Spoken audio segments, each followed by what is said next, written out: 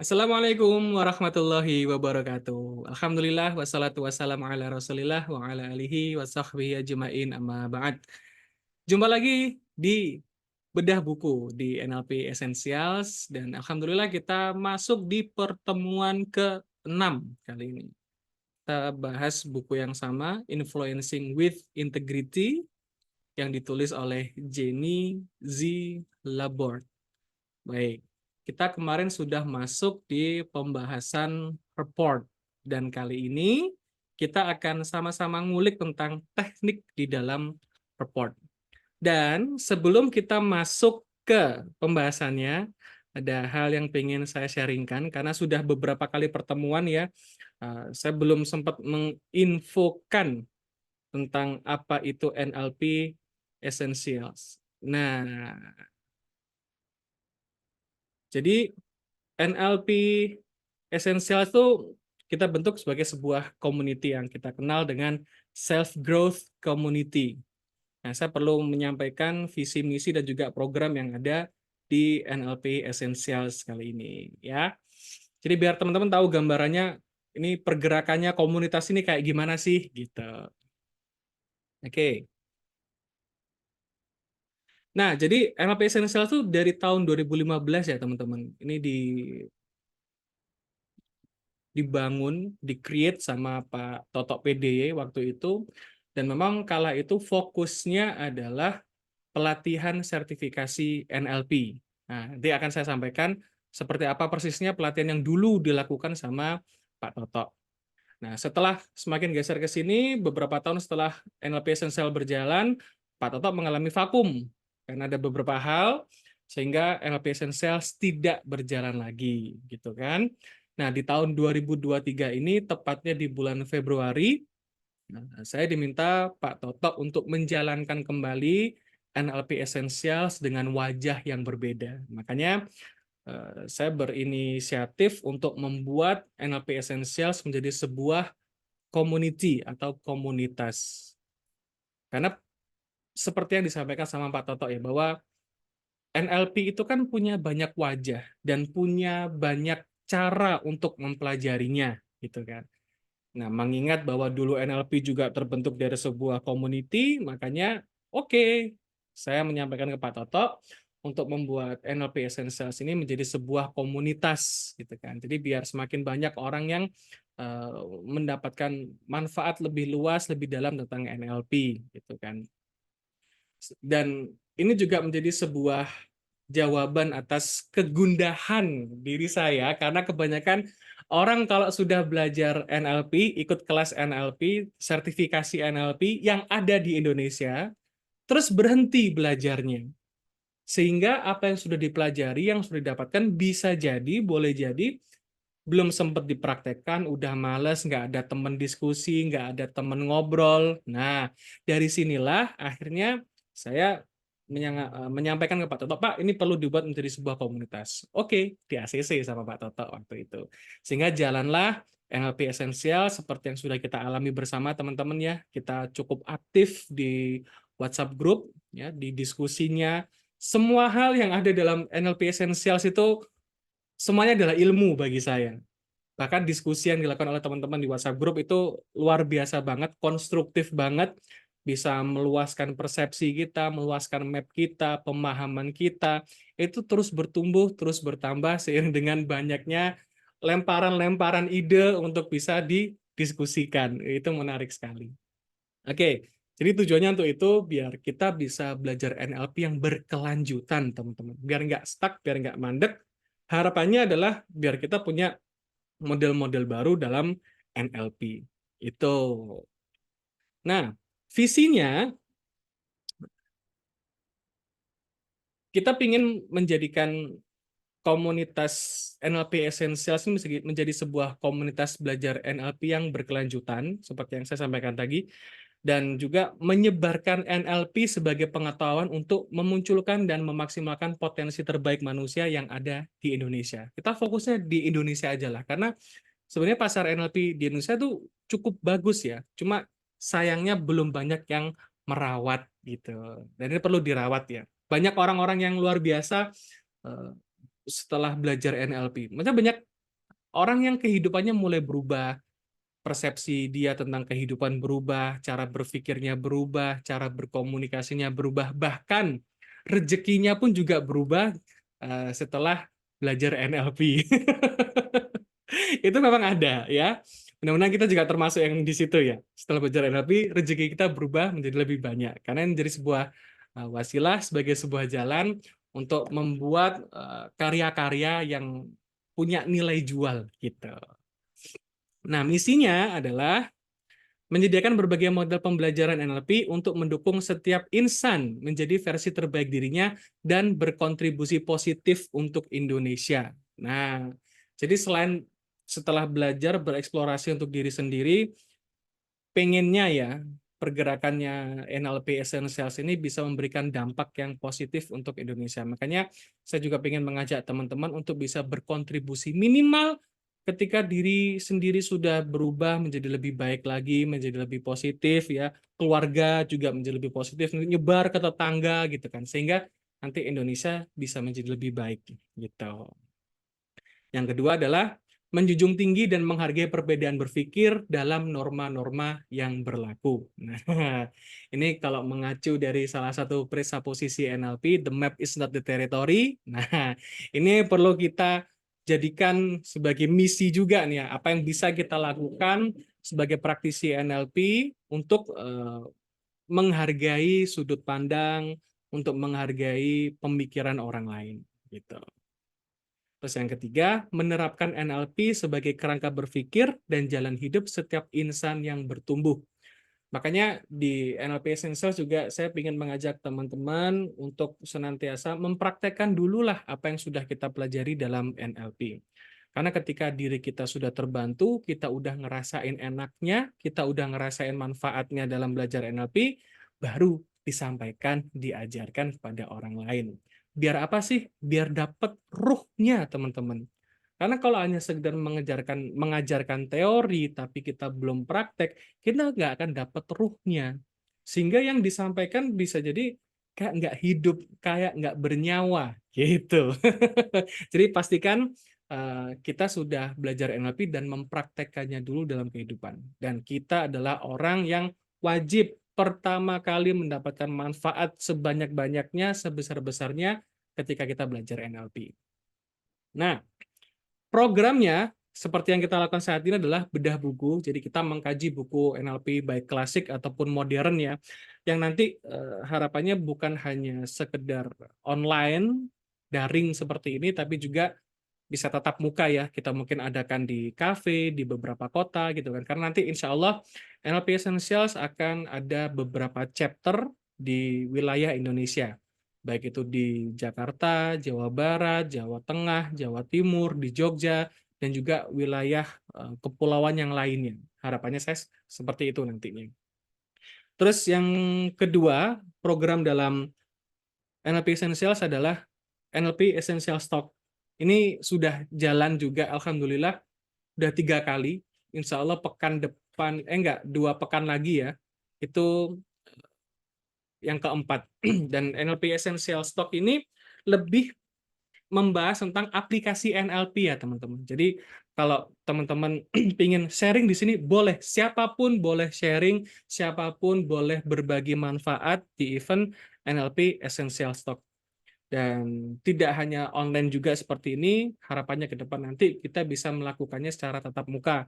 Entah itu kita pakai di warung kayak, entah itu di resto, di kafe, atau mungkin di hotel di mana aja, yang penting kita bisa ngumpul dan kita membahas tentang aplikasi NLP di berbagai bidang kehidupan kita. Jadi kalau kita udah dapat manfaatnya, ngerasa manfaatnya di satu bidang kehidupan, nah boleh tuh di-sharingkan di NLP Essential Stock gitu. Kalau pengen sharing di sini nanti boleh hubungin saya atau hubungin Mas Fuad ya untuk dikoordinasi biar bisa dijadwalkan gitu.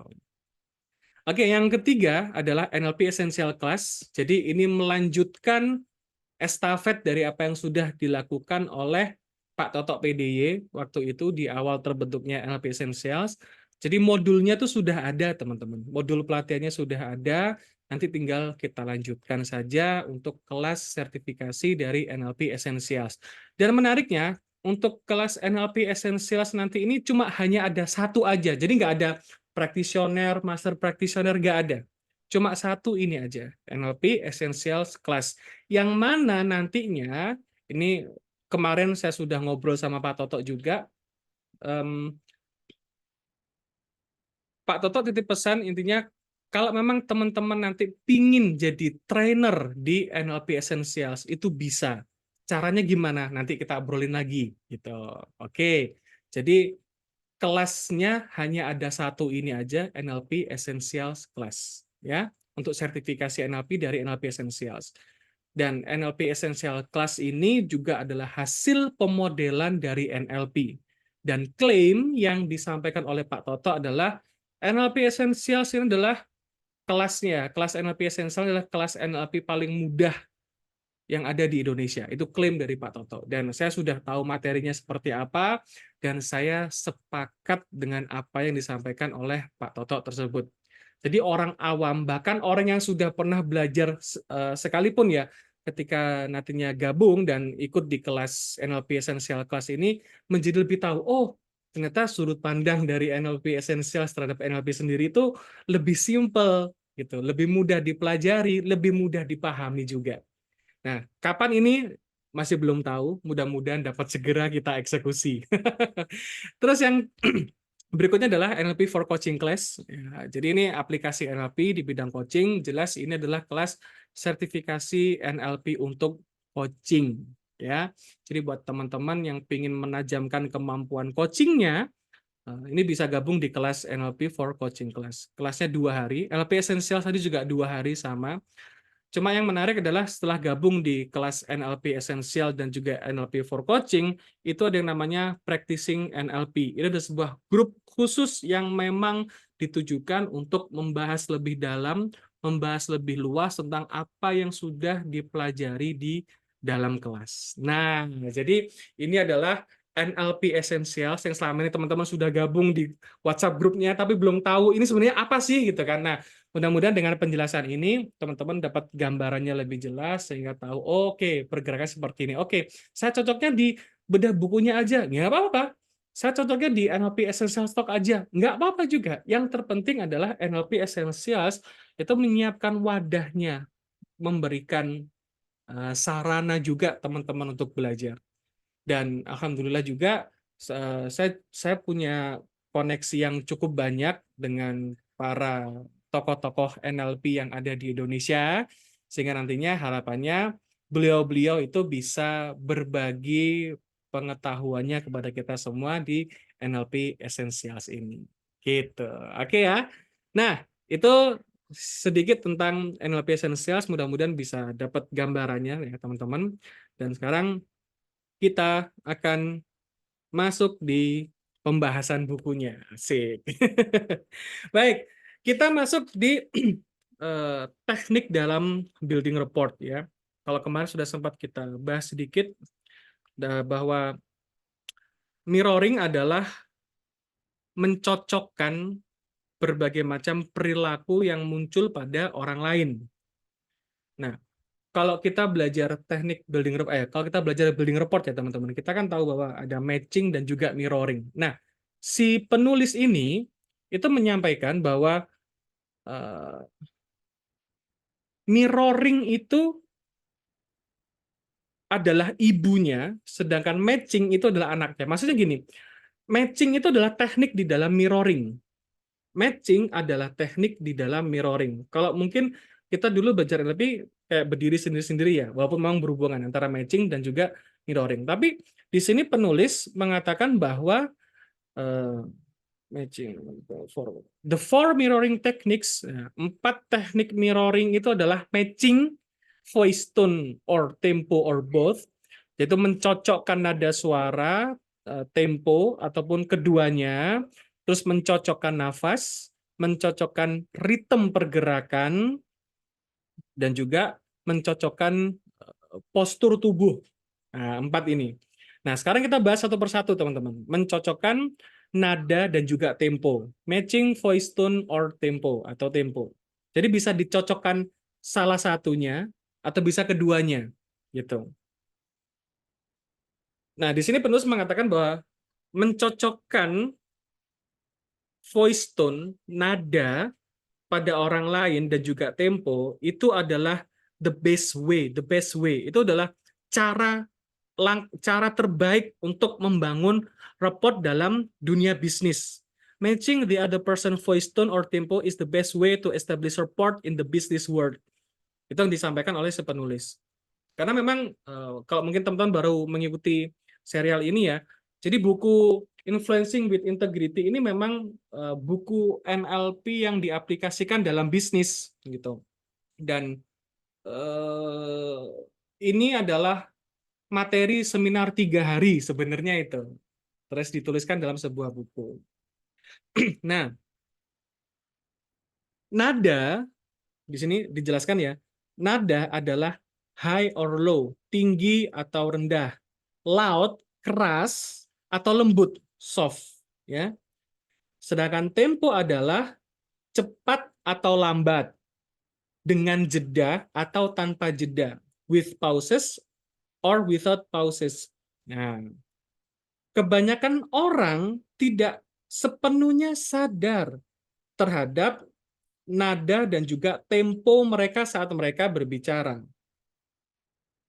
Nah, dia bilang, dan mereka tidak akan mengetahui kalau kita itu sedang mencocokkannya.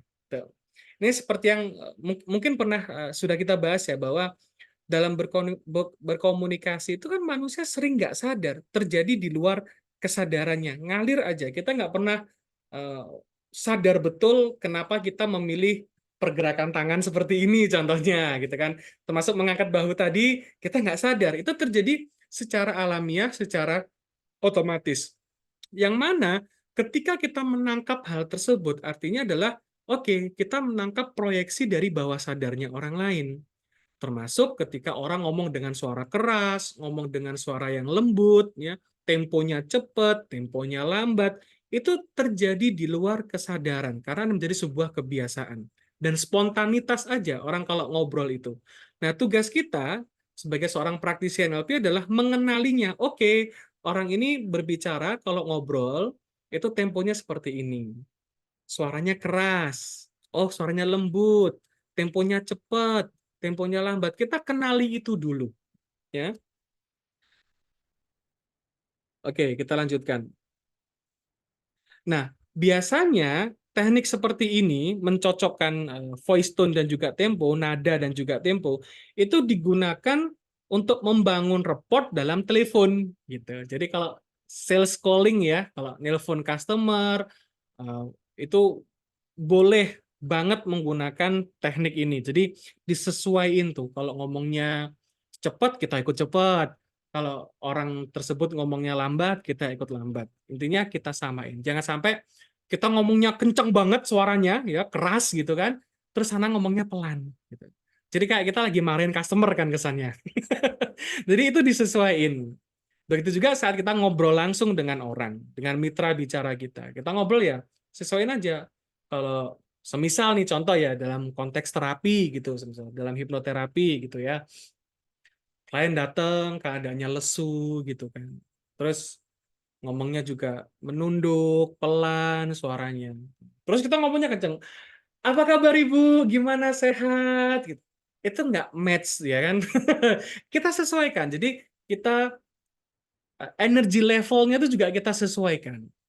Sehingga terjadilah yang namanya connectedness nanti hasil akhirnya. Gitu. Terhubung, bawah sadar kita terhubung. Karena kalau kita nggak mencocokkan voice tone dan juga tempo kita, ya report nggak akan terbentuk, gitu. Susah terbentuknya. Dan ini adalah cara yang paling terbaik ya yang disampaikan oleh si penulis untuk membangun report dalam dunia bisnis gitu. Oke. Jadi perlu kita sadari dulu cara kita ngomong. Nah, kita perlu aware dulu ya. Kita kenali dulu. Oke. Kalau saya pribadi memang kalau ngomong cenderung kenceng suaranya gitu.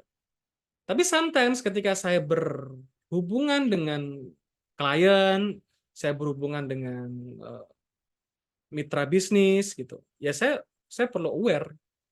Oke. Kalau di awal-awal belajar NLP mungkin disadari ya, tapi kalau Sekarang alhamdulillah udah ngalir aja, nggak perlu terlalu banyak berpikir gitu kan. Yang konon katanya ini sudah menjadi unconscious competence. Konon katanya gitu. Tapi saya nggak tahu ya apakah ini sudah unconscious competence, tapi menurut saya sejauh ini ketika saya berinteraksi dengan orang, saya sudah nggak berpikir, saya udah ngalir aja lah pokoknya gitu. Dan alhamdulillah berdampak gitu. Bisa jadi kalau semisal ada orang yang ada teman-teman praktisi NLP yang mengamati saya ketika saya berkomunikasi, ya bisa jadi itu udah nempel metodenya, cara berpikirnya, tekniknya, sehingga itu udah ngalir gitu aja. Oke. Nah, terus kalau kita ingin mencocokkan ya suara kita dengan mitra bicara kita, hal pertama yang bisa kita lakukan adalah melambatkan tempo terlebih dahulu. Nah, saat kita melambatkan tempo, jadi gini, kita sadari dulu ya kalau kita ngomong. Kalau ngomong kita itu cepat, ya kita perlu turunkan temponya sedikit aja. Slowing your tempo down slightly is not likely to be noticed. Jadi saat kita memelankan tempo bicara kita, mitra bicara itu tidak begitu memperhatikan, nggak notice gitu, kayak ya kayak biasa aja gitu. Padahal kalau kita belajar strategi dalam building rapport namanya pacing leading kan. Saat kita mencocokkan tempo, udah sama, cobalah dikit-dikit kita pelankan tempo bicara kita. Kalau mitra bicara ngikut temponya juga ikut lambat, artinya udah nyambung tuh, udah terleading. Jadi caranya gitu. Nah, si penulis juga menyampaikan be elegant in using this skill. Jadi pakai teknik ini, cara ini tuh perlu elegan gitu. Jangan sampai terlalu terlihat gitu. Memang butuh butuh proses untuk bisa mencapai hal ini ya, teman-teman. Tapi ini bisa dilatih. Dan seperti yang disampaikan oleh si penulis juga ya, matching tempo can be learned. Mencocokkan tempo itu bisa dipelajari gitu. Karena nggak ada yang namanya orang menjadi ahli itu secara mendadak tiba-tiba gitu. Ada proses di dalamnya. Nah, proses berlatihnya, the first step is to become aware of different rates of speech. Jadi langkah pertamanya adalah kita perlu aware dengan perbedaan eh, tempo orang-orang ketika berbicara. Nah, saat saya berbicara seperti ini, teman-teman kan memperhatikan juga tempo saya seperti apa. Nah, coba ketika saya berbicara seperti ini, sambil mendengarkan saya seperti ini, teman-teman mulai ngikuti nih. Oh, temponya Idrus tuh kalau ngomong segini loh. Gitu. Itu bisa dikenali terlebih dahulu ya. Then practice matching in a safe environment. Nah, kemudian berlatih untuk mencocokkan di lingkungan yang aman. Saya nggak tahu di sini yang dimaksud lingkungan yang aman tuh yang kayak gimana gitu ya. Tapi ya kita persepsikan bahwa kalau nyoba ini, ya kita pakai dulu lah sama orang yang kita kenal gitu. Jadi biar nggak awkward gitu kan rasanya. Ngobrol sama pasangan gitu. Diamati aja. Temponya segini. Jadi sambil kita memperhatikan, kita amati temponya segini, oh suaranya segini gitu. Sehingga banyak hal menarik ya yang bakal kita dapatkan. Karena orang berbicara ketika menyampaikan suatu informasi itu pasti akan menjadi sebuah penanda, akan menjadi sebuah marking.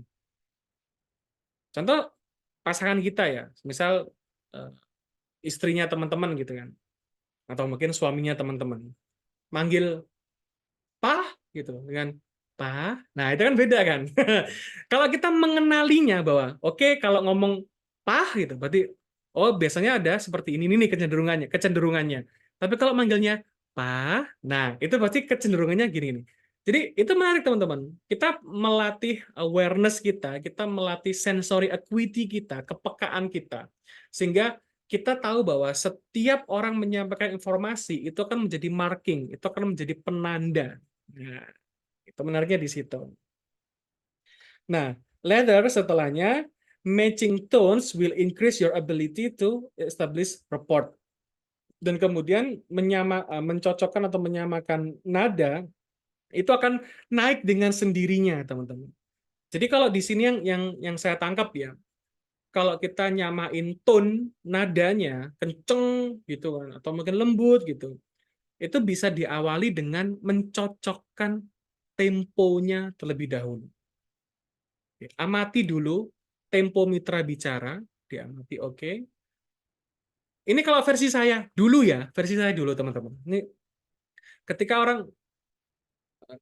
orang ngomong, ngitung temponya gimana? Pakai ketukan aja di semisal ini meja ya, terus di tek tek tek gitu. Kalau teman-teman tahu metronom ya. Metronom itu kan alat untuk mengukur tempo. Tik tik tik ting tik. Nah, itu sama gitu. Oke, cara seperti ini. Jadi ketuk-ketuk aja kan. Semisal tangan kita di kaki ya, di pahanya sendiri maksudnya ya. Ya ketuk-ketuk aja tangannya, jarinya gini.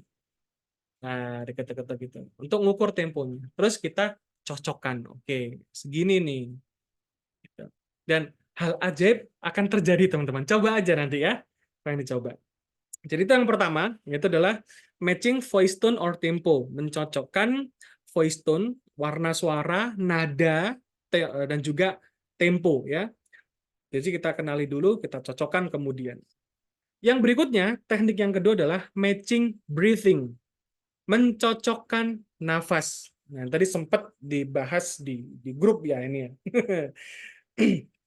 The second way to establish rapport is to match the other person breathing rate.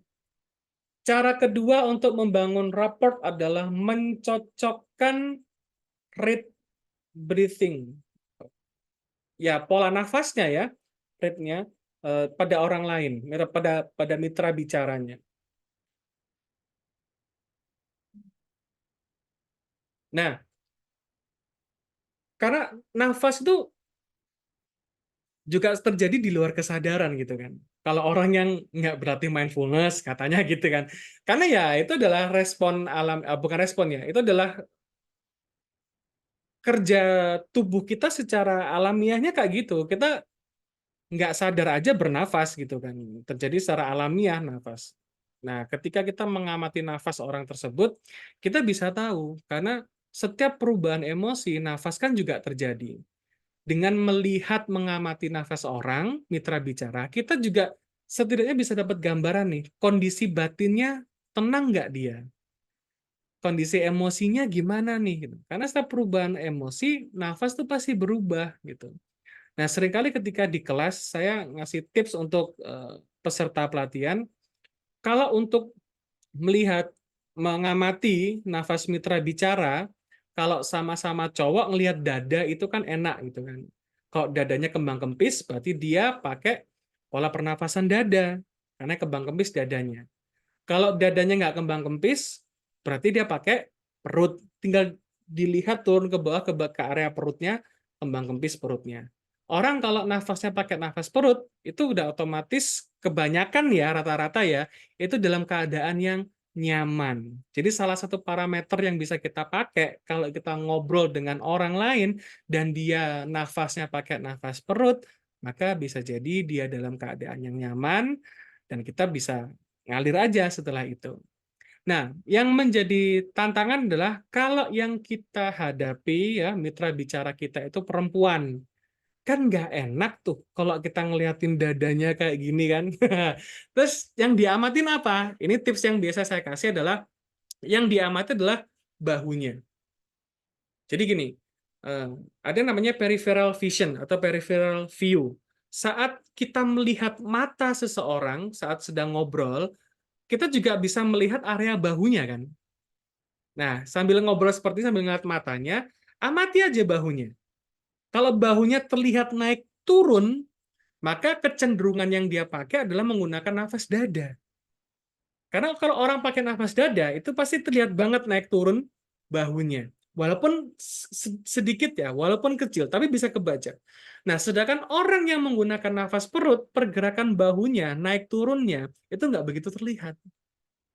Memang sedikit challenging ketika orang tuh pakai baju yang tebel gitu kan, atau bukan tebel ya, longgar.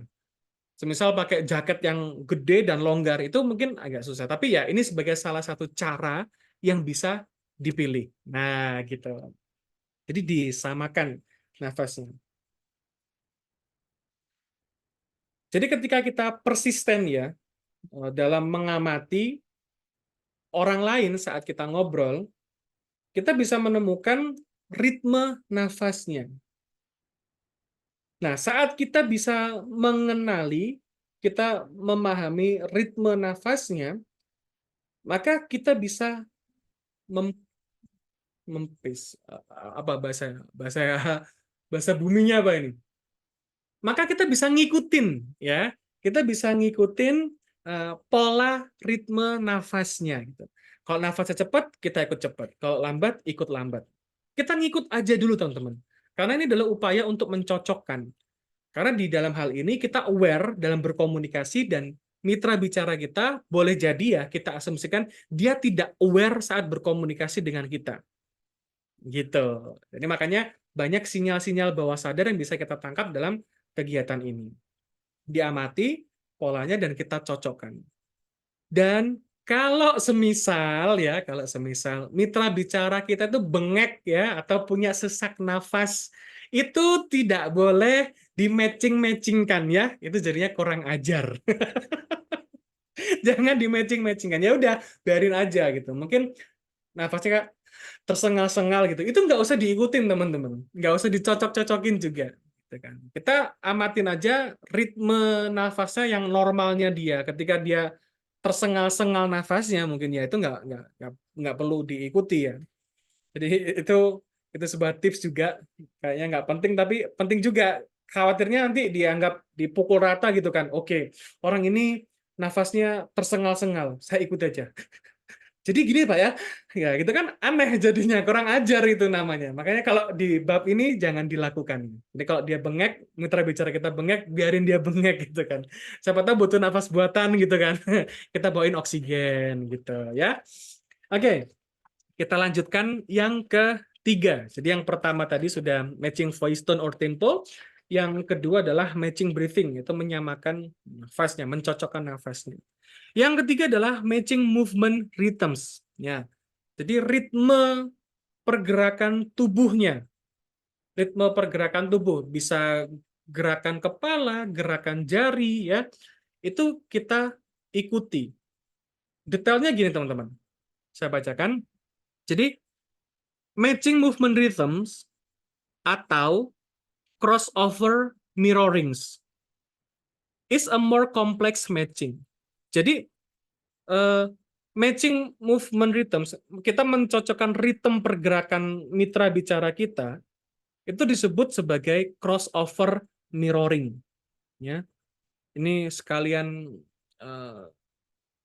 menjadi latihan kita untuk lebih akrab dengan istilah-istilah ya. Nggak apa-apa teman-teman. Jangan alergi dengan bahasa Inggris ya.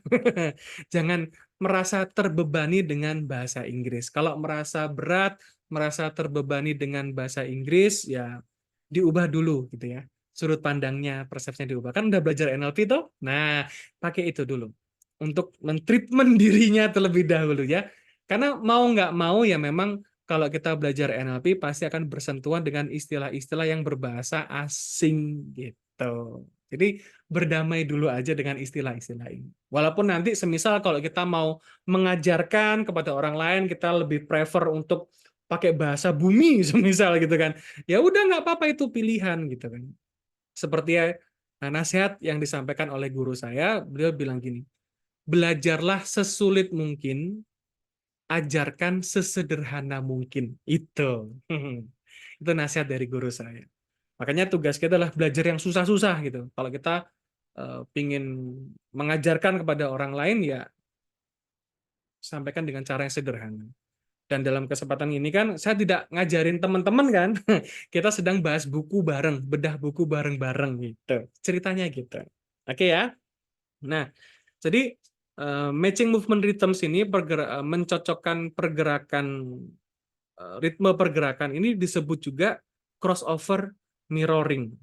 Nah, ini crossover mirroring itu tidak sama seperti mirroring ya. Jadi gini, saya kasih contoh. Ketika ketika orang, oh saya ingat, jadi Milton Erickson itu kan mengalami polio sehingga dia duduk di kursi roda. Ya, ada sebuah kisah di mana Milton Erickson itu melakukan crossover mirroring ini.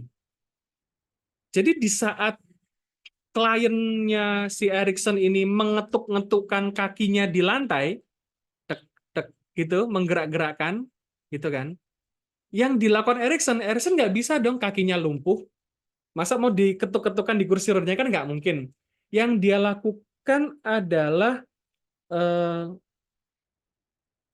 eh, tawat, menggerakkan jarinya, tap tap tapping his fingers. Ya, dia menggerak-gerakkan jarinya seperti ini.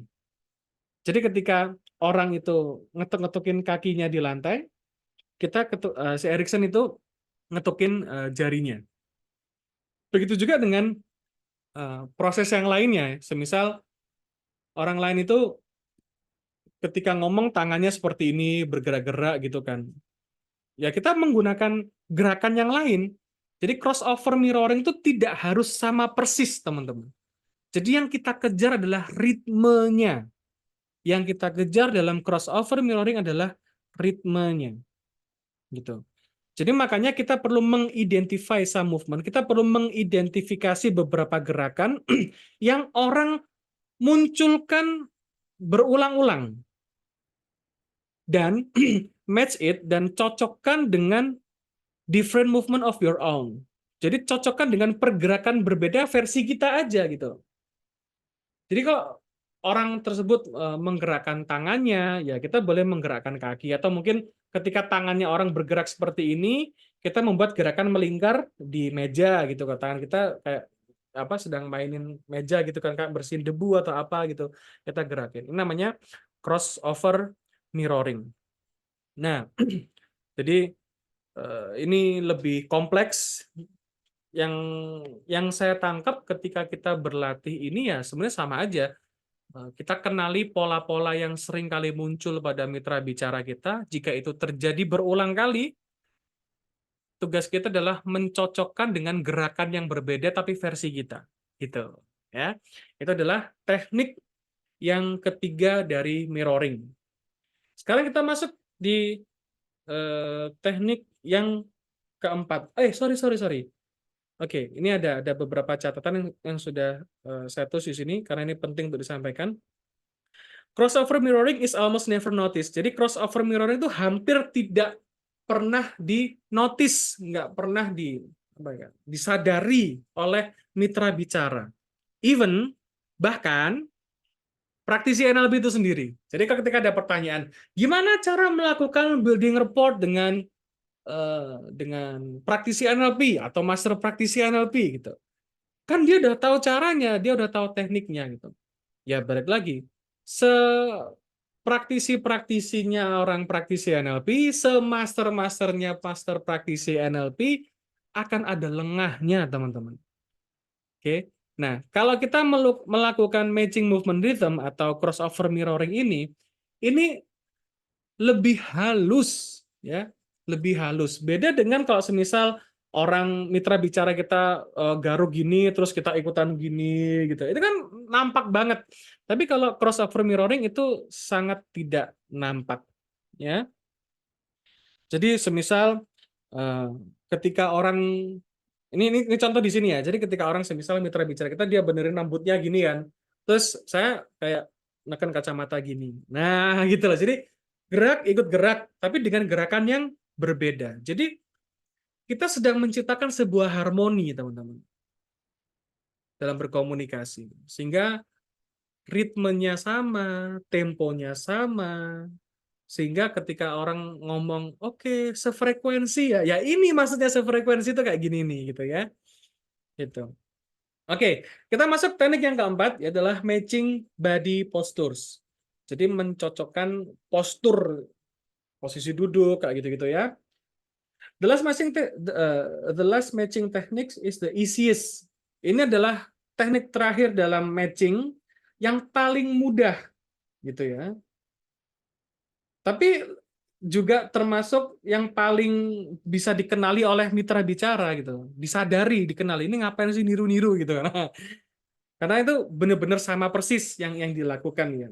Jadi ya seperti kalau semisal dia pegang sini, garuk sini, ya kita juga ngikutin sini. Seperti mirror ya, seperti kaca. Itu aja. Terus di sini ada pertanyaan ya. Apakah ini mimikri gitu? Is that really a good idea to mimic someone else movement? Apakah ini adalah ide yang bagus untuk meniru pergerakan orang lain? Ini jawaban dari si penulis ya. Only if you want to establish rapport and do not already have it. Jika Anda tuh ingin membangun rapport dan Anda tuh belum punya rapport dengan orang tersebut, itu boleh dilakukan. Tapi kalau kita udah report dengan orang lain, contoh semisal ya, kita di warung kopi gitu, sama temen yang memang temen akrab kita, ya nggak perlu pakai kayak ginian. Ya udah ngalir aja gitu. Nggak semua tuh harus di NLP-in teman-teman. Ya, oke. Jadi there is a fine line between mimicry and emulate. Jadi ada garis perbedaan ya antara mimicry itu dengan kita melakukan hal ini gitu. Jadi kita tuh melakukan matching postur itu dengan subtle. Subtle itu halus gitu. Jadi ditekankan di sini kalau semisal orang itu habis gerak ini jangan langsung ikut gerak. Kita kasih jeda sekitar ya sekitar 3 detikan lah. 3 detik gitu kan. Dia gerak gini, oke kita ikuti 1, 2, 3 kita gerak gini gitu. Ya. Itu adalah matching body postures.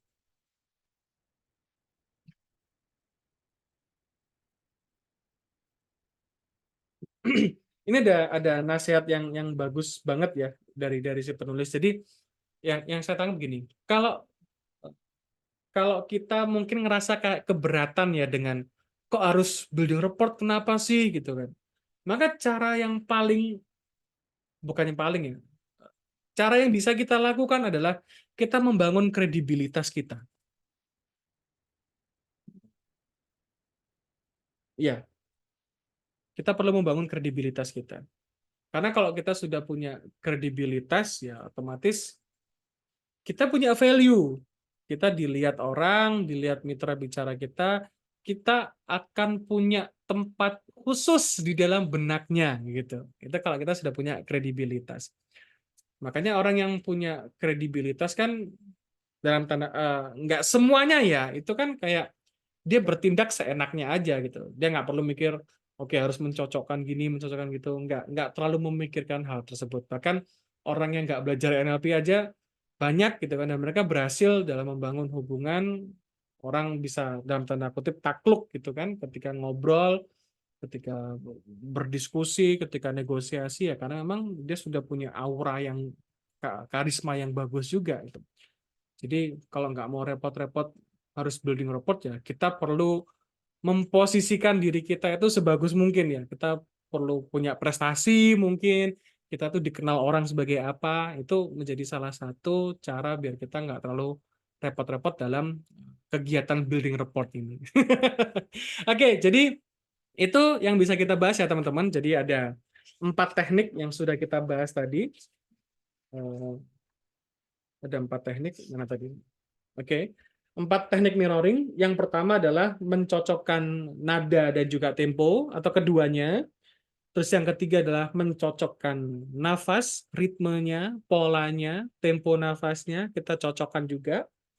Yang ketiga adalah crossover mirroring tadi ya, kita melakukan gerakan yang berbeda pada orang lain, tapi kita lakukan dengan tujuan untuk menyamakan ritmenya.